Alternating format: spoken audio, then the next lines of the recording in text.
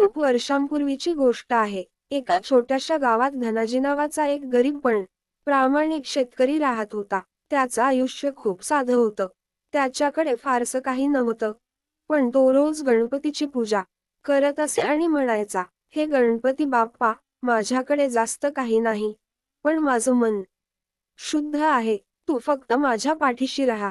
त्या वर्षी खूप वाईट परिस्थिती आली. पाऊस वेळेवर आला नाही. पिकं कोमेजायला लागली, कर्ज वाढलं आणि शेतकरी हवालदिल झाला. पण तरीही धनाजीने गणपतीची पूजा थांबवली नाही. तो रोज मातीच्या छोट्या गणपती मूर्तीसमोर एक लहानसा दिवा लावायचा आणि एक तुकडा भाकरीचा नैवेद्य म्हणून ठेवायचा. एक रात्र चमत्कार घडतो. एक दिवस रात्री धनाजीच्या अंगणात एक तेजस्वी प्रकाश आला. त्यातून स्टार गणपती बाप्पा प्रकट झाले.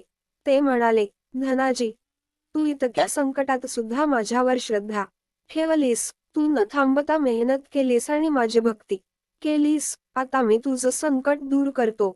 गणपती बाप्पा म्हणाले, "उद्या सकाळी उठ आणि तुझं शेत पहा." सकाळी उठून धनाजी जेव्हा शेतात गेला, तेव्हा आश्चर्यचकित झाला.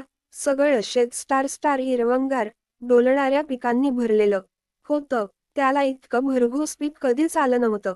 तेव्हापासून तो म्हणायचा, "मेहनत आणि श्रद्धा ही गणपती बाप्पाची खरी पूजा आहे." या गोष्टीतून शिकवण, स्टार श्रद्धा आणि भक्ती कितीही कठीण वेळ आली तरी टिकवावी. मेहनत करणाऱ्याची साथ गणपती नेहमी घेतो. कधीच आशा सोडू नका. देव योग्य वेळेला तुमचं उत्तर देतो. संयोग चिन्ह संयोग चिन्ह संयोग चिन्ह. हवी असल्यास ही कथा मी लहान मुलांसाठी गोष्टीच्या भाषेत, नाट्य रूपांतरणात किंवा कविता स्वरूपातही तर आमच्या चॅनलला सबस्क्राईब करा.